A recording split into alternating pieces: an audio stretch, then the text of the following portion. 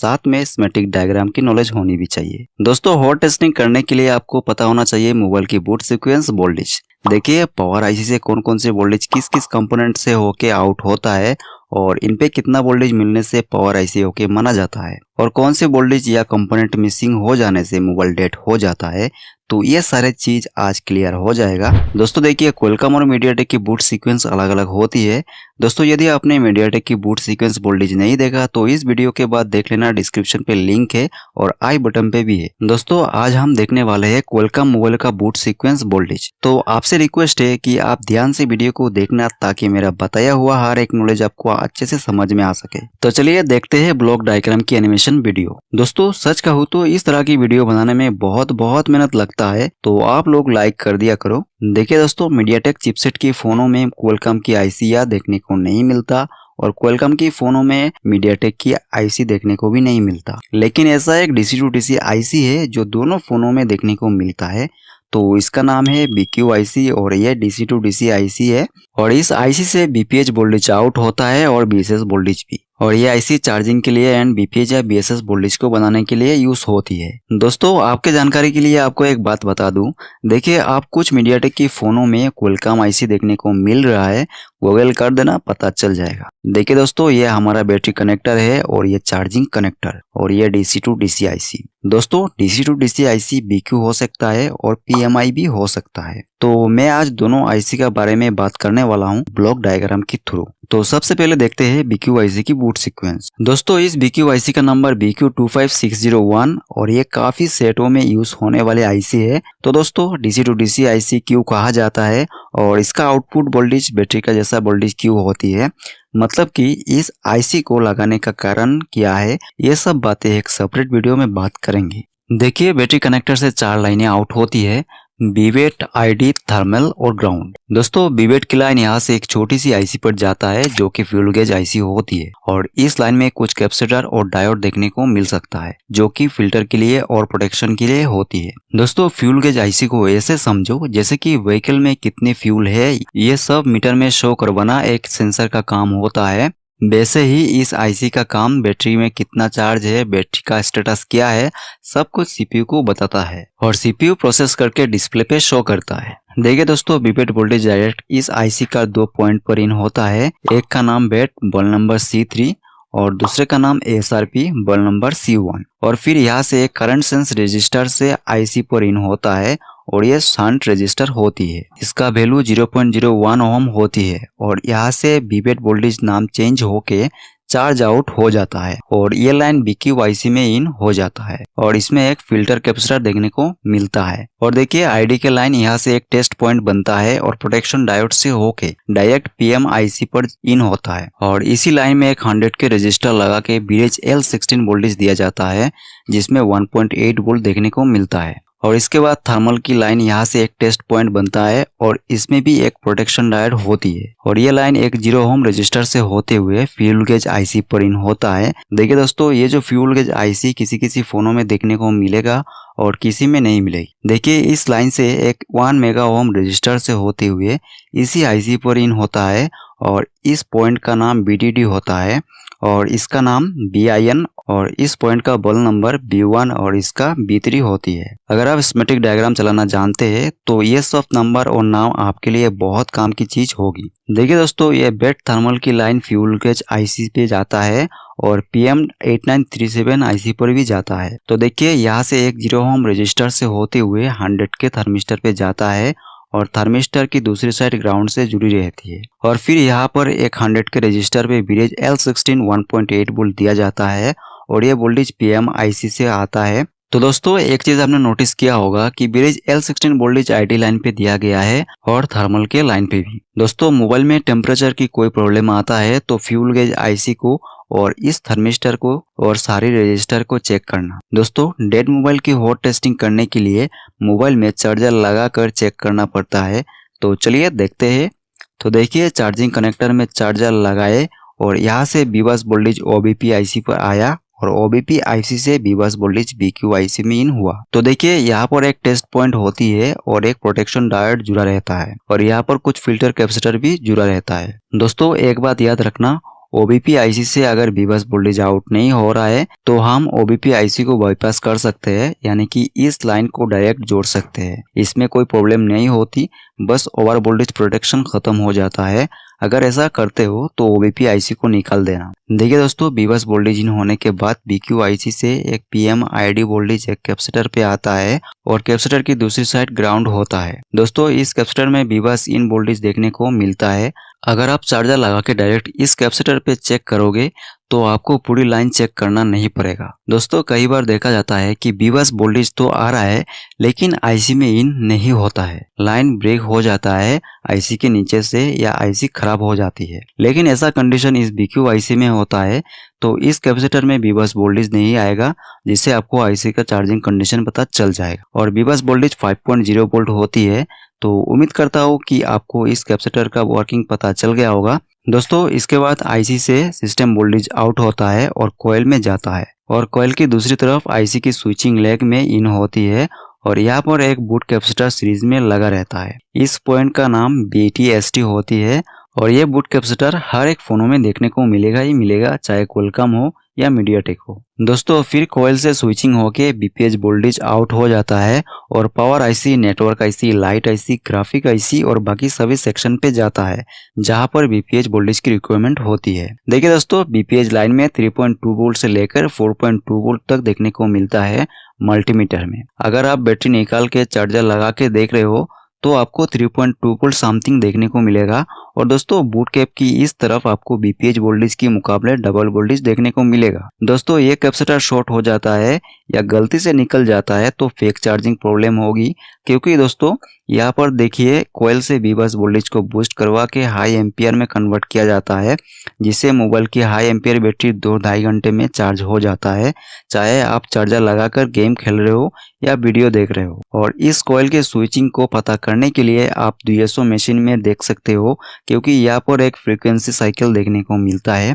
दोस्तों, अगर यहाँ पर कॉइल खराब हो जाता है या स्विचिंग नहीं हो पाती है तो इस कैपेसिटर में बूट वोल्टेज नहीं आएगा और इस केस में हो सकता है IC बदलना पड़े। दोस्तों, बैटरी को चार्ज करवाने के लिए इसके अलावा IC को और लाइन की फंक्शन का जरूरत भी होती है। और इसके बाद पावर की का line DC to DC IC से एक 0 ओम रजिस्टर से होके एक डायोड पे जाता है और ये लाइन पावर की पर चला जाता है और डायोड की इस साइड पे पावर IC से एक लाइन जुड़ता है। जब पावर की दबाते हैं तब इस डायोड की वजह से दोनों IC ट्रिगर करके मोबाइल ऑन होता है। देखिए दोस्तों, अगर ये रजिस्टर या ये डायोड निकल जाता है, ये खराब हो जाता है तो मोबाइल ऑन नहीं होगा और पावर की का लाइन में 1.8 वोल्ट देखने को मिलता है और यहाँ से पावर गुड वोल्टेज बनता है और PMIC पे जाता है। इस लाइन में एक टेस्ट पॉइंट देखने को मिलेगा जिसमें 1.8 वोल्ट देखने को मिलता है। स्कीमेटिक डायग्राम में इसका नाम PG नाम से या सिस्टम के नाम से देखने को मिलता है। दोस्तों, अगर यहाँ पर वोल्टेज मिल रहा है तो इस IC पूरी तरह से ओके है।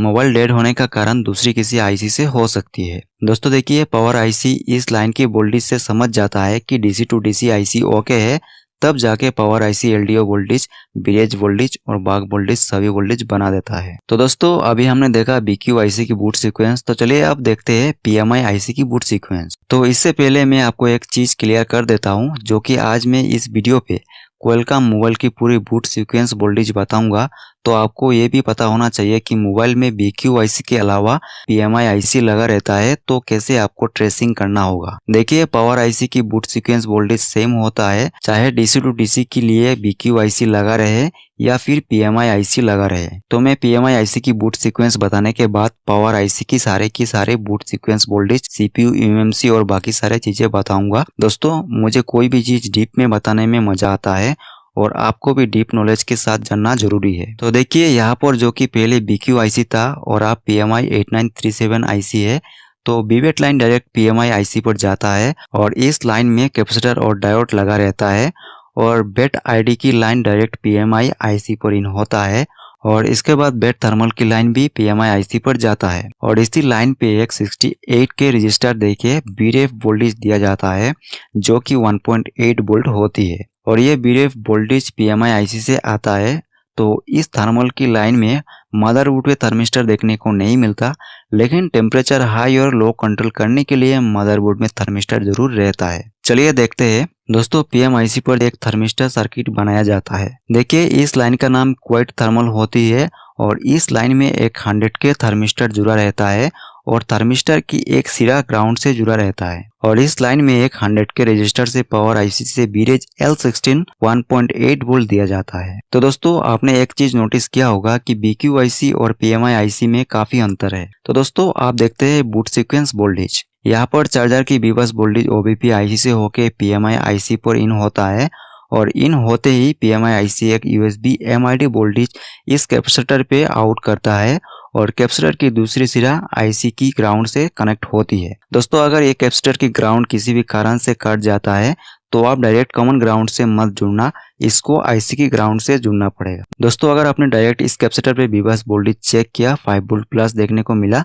तो समझ लेना बीबस की लाइन पूरी तरह से ओके है, PMI IC में परफेक्टली बीबस वोल्टेज इन हो रहा है। दोस्तों फिर IC से BPH पावर कोयल से स्विचिंग होके आउट होता है और सभी जगह पर डिस्ट्रीब्यूट होती है। दोस्तों कोयल स्विचिंग शुरू होते ही PMI IC से बैटरी चार्ज करने के लिए चार्ज आउट नाम से एक लाइन निकलता है और एक करंट सेंस रजिस्टर से होके बीवेट की लाइन पे जुड़ता है और यहाँ से एक लाइन जुड़ के PMI IC की करंट सेंस पिन पर जुड़ता है, जिससे PMI IC इस करंट सेंस यानी कि शंट रजिस्टर की मदद से बैटरी की चार्जिंग करंट सेंस करके एम्पियर को कम ज्यादा करके बैटरी को चार्ज करता है। दोस्तों करंट सेंस रजिस्टर को मल्टीमीटर से चेक करोगे तो बीप आएगा, लेकिन असल में इसका कुछ मिली ओम वैल्यू होती है, जितना वैल्यू होगा रजिस्टर के ऊपर लिखा रहेगा। इसके बारे में अधिक जानने के लिए गूगल करें। दोस्तों कोयल की इस साइड पे बूट कैप सीरीज में जुड़ा रहता है और एक साइड PMI IC से जुड़ी रहती है। दोस्तों बूट कैप हर एक फोनों में और हर एक DC टू DC की सेक्शन में लगा रहता ही रहता है। दोस्तों ये 1 हेनरी का बक कॉइल है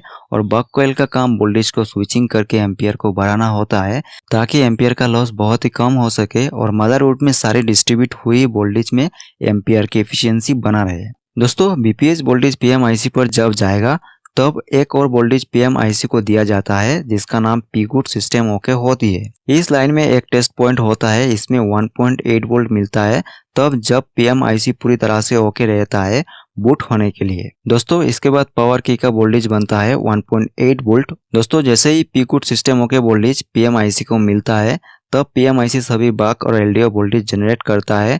चलिए देखते हैं। देखिए दोस्तों BPH वोल्टेज पावर IC में बहुत सारे सेक्शन में इन होता है, जैसे कि बीरेज 1 सेक्शन में इन होता है S1, S2, S3, S4, S5 और S6 में, और बीरेज 2 सेक्शन में भी BPH वोल्टेज इन होता है। देखिए हर एक सेक्शन की अलग अलग ग्राउंड होती है। दोस्तों BPH लाइन में हाफ शॉर्ट हो जाए तो शॉर्ट निकलना इतना इजी नहीं, क्यों चलिए देखते हैं। दोस्तों पावर IC का अलावा BPH वोल्टेज PMI IC पर इन होता है डिस्प्ले की लाइट और ग्राफिक बनने के लिए, और अगर BQ IC रहता है तो ग्राफिक और लाइट IC अलग अलग होगी। और ये BPH वोल्टेज जाता है नेटवर्क की 3G 4G PA पर, APT IC पर और साफ बूट पर चार्जिंग लाइट इंडिकेटर के लिए, और फिंगरप्रिंट LDO पर, कैमरा LDO पर, audio IC, earphone IC, infrared sensor LEDs पर, ALS plus PS plus IR sensor पर।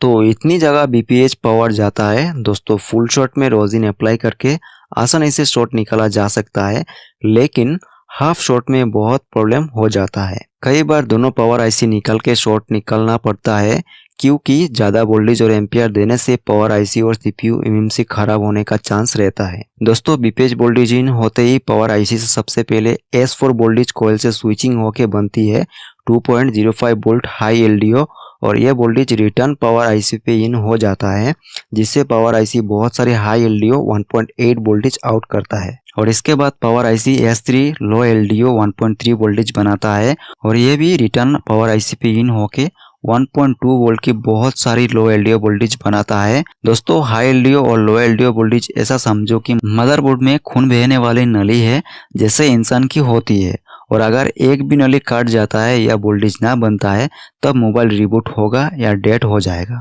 ये दोनों वोल्टेज मदरबोर्ड की सभी IC का खाना है, जिसको खा के सभी IC काम करता है।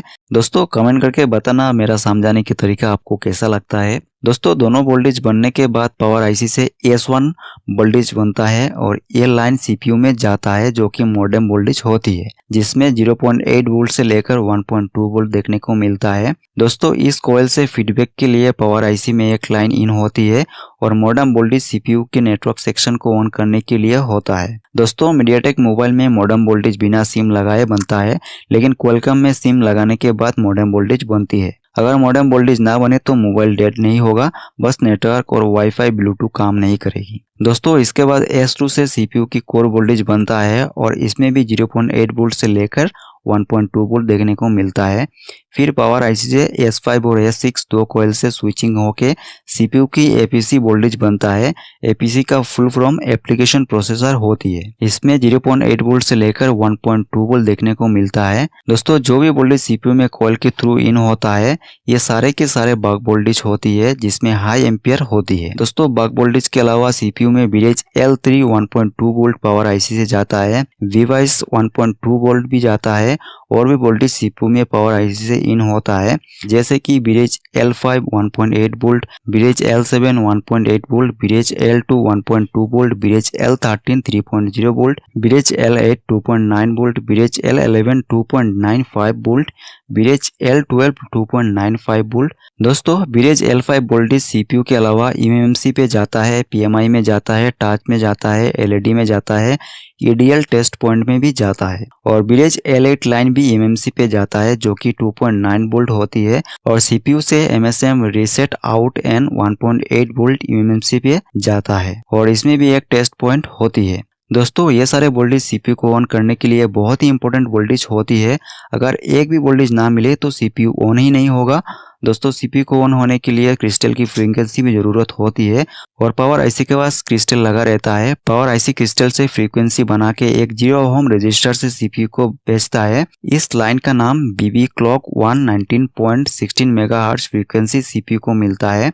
दोस्तों ये फ्रीक्वेंसी CPU को नहीं मिलेगा तो CPU ऑन ही नहीं हो पाएगा जिससे मोबाइल डेड कंडीशन में रहेगा और इस फ्रीक्वेंसी को चेक करने के लिए DSO मशीन की जरूरत होती है। दोस्तों पावर आईसी सभी वोल्टेज और 19.16 मेगाहर्ट्ज फ्रीक्वेंसी CPU को देने के बाद एक और वोल्टेज देता है PM power on reset N और ये वोल्टेज PMI आईसी पर जाता है और CPU में भी जाता है और इस लाइन में एक टेस्ट पॉइंट होती है जिसमें 1.8 वोल्ट देखने को मिलता है। दोस्तों ये वोल्टेज को ऐसा समझो कि पावर आईसी CPU को नींद से जगा के बोलता है हमने आपको और बाकी सभी जगह सभी वोल्टेज दे दिया है, आप चेक करके मुझे तुरंत बताओ। तब CPU चेक करके सभी ठीक पाता है तो एक PS hold 1.8 volt power IC को देता है और इस लाइन में एक टेस्ट पॉइंट भी देखने को मिलता है। दोस्तों जब CPU से PS hold voltage power IC को मिल जाता है तब पावर आईसी सभी बक और LDO वोल्टेज स्टेबल कर देता है। दोस्तों डेड मोबाइल में कई बार देखा जाता है कि LDO बक और ब्रिज वोल्टेज वेरिएशन कर रहा है, तब 3 कारण से ऐसा हो सकता है। ब्रिज बक या LDO लाइन कोई भी शॉर्ट हो सकता है या CPU पावर आईसी शॉर्ट हो सकती है या PS होल्ड नहीं बन रहा है, तो आप एक एक करके चेक कर लेना सभी चीजें। दोस्तों यही था आज के लिए। अगर आपको समझने में दिक्कत होता है तो आप वीडियो को रिपीट करके देख लेना और कमेंट करके बताना कैसा लगा ये वीडियो। चलिए फिर आज के लिए इतना ही, मिलेंगे नेक्स्ट वीडियो पे, तब तक के लिए बाय।